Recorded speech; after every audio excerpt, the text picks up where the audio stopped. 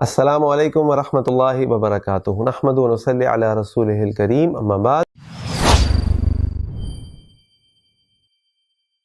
Welcome to the Ramadan series best in اسلام۔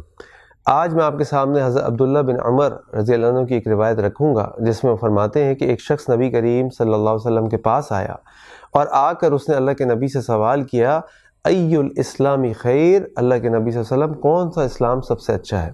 اور آپ نے اس کو جواب دیا، تطعم الطعام، لوگوں کو کھانا کھلانا۔ لوگوں کو کھانا کھلانا، ان کی بھوک کو پورا کرنا، ان کی ضروریات کو پورا کرنا ہمارے دین میں انتہائی چوٹی کی نیکی ہے۔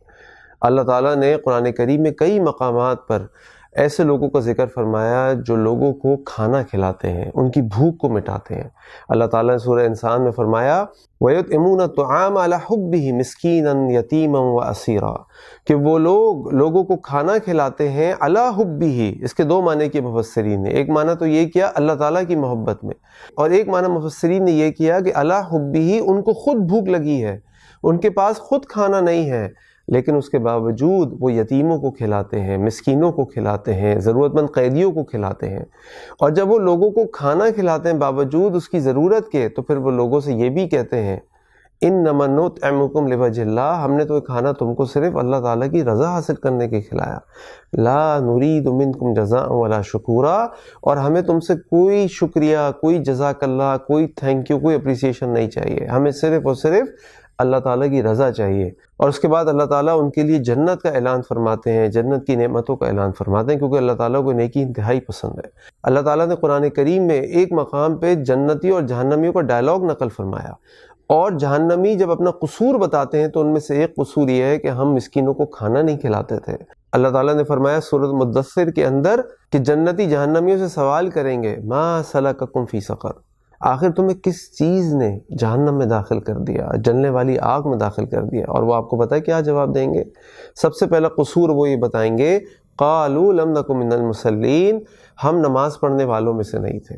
اور دوسرا قصور وہ اپنا یہ بتائیں گے، ولم نک نطعم المسکین، اور ہم مسکینوں کو کھانا کھلانے والوں میں سے نہیں تھے۔ یعنی مسکین ان کے پاس آتا ہے، ان کے پاس استطاعت ہے، اور اس کے باوجود وہ لوگوں کو کھانا نہیں کھلاتے، وہ لوگوں کی ضروریات کو پورا نہیں کرتے۔ اس کا معنی کئی ہو سکتے ہیں۔ اس کا ایک معنی یہ ہو سکتا ہے کہ ان کے پاس زکوٰۃ کا مال ہے، وہ زکوٰۃ کا مال مسکینوں کو نہیں دے رہا ہے۔ اس کا معنی یہ ہو سکتا ہے کہ اللہ تعالیٰ نے ان کو اپنے فضل سے بہت مال دیا کہ وہ صدقات کریں اور صدقات کر کے جنت کمائیں، لیکن وہ کنجوسی کرتے ہیں اور کنجوسی کر کے وہ جنت حاصل نہیں کرتے۔ تو یہ کوئی بھی معنی ہو سکتے ہیں، اصل بات یہ ہے کہ وہ مسکینوں کو کھانا نہیں کھلاتے تھے۔ یہ نیکی اتنی عظیم نیکی ہے کہ اللہ تعالیٰ نے اس کو انسان کی فطرت میں ڈال دیا ہے۔ اس لیے آپ دیکھتے ہیں کہ دنیا میں بڑی بڑی چیریٹی آرگنائزیشنز ہوتی ہیں، ہمارے ملک میں بھی ہیں، دنیا میں بھی ہیں۔ ان کا ایک بہت بڑا فنکشن یہ ہوتا ہے کہ وہ لوگوں کو کھانے کھلاتی ہیں، دنیا کے کونوں کونوں میں جاتی ہیں، کہیں ڈیزاسٹر ہو جاتا ہے، کہیں ارتھ کویک ہو جاتا ہے، کہیں کوئی فلڈ آ جاتا ہے، وہ فوراً پہنچتے ہیں اور وہاں پہ کھانا پہنچانا شروع کر دیتے ہیں، لوگوں کو کھانا دیتے ہیں۔ کیوں؟ کیونکہ ان کو معلوم ہے کہ انسان کے دل کا راستہ اس کے پیٹ سے جاتا ہے۔ جب آپ کسی کی بھوک پوری کرتے ہیں تو پھر آپ اس کے دل تک پہنچ سکتے ہیں۔ اور ایک مسلمان کسی کے دل میں کیوں پہنچنا چاہتا ہے؟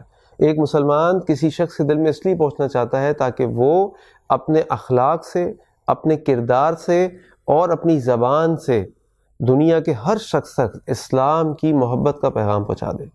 تو آئیے اعادہ کریں اور کوشش کریں کہ اس رمضان مبارک میں لوگوں کو افطار کرائیں، غریبوں کو راشن بانٹیں، اور ساری زندگی اس نیکی کے کام میں بڑھ چڑھ کر حصہ لیں، کیونکہ یہ نیکی اللہ تعالیٰ کو انتہائی پسند ہے۔ اور اسی نیکی کو اللہ کے نبی نے فرمایا صلی اللہ علیہ وسلم کہ بہترین اسلام، بہترین مسلمان وہ ہے جو لوگوں کو کھانے کھلاتا ہے۔ اللہ تعالیٰ ہم کو لوگوں کو کھانے کھلانے والا بنا دے۔ اللہ تعالیٰ سے دعا ہے کہ اللہ تعالیٰ ہماری نیکی کو قبول فرما لے۔ انشاءاللہ آپ سے اگلی ایپیسوڈ میں ملاقات ہوگی۔ السلام علیکم ورحمۃ اللہ وبرکاتہ۔